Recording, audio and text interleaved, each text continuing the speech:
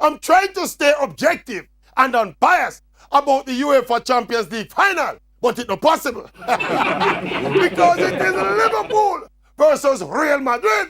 I want to declare my bias on 2 counts. Now, first of all, Real Madrid is known as the Galacticos, a club that go around and buy up all the best players from all over the world. Me can't support them kind of club there. Me always want them lose. Now, add all of that resentment and dislike to the fact that it is Liverpool in the final. So everybody know where my heart is for this final. But we're not fool to football. And we accept that Real Madrid are the overwhelming favorites to win their world-leading 13th Champions League title. Man for man, they have arguably the best team in the world. They are double defending champions looking to go 3 titles in a row.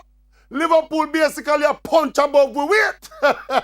But David did slew Goliath. And I see how Liverpool can beat Real Madrid and win title number 6.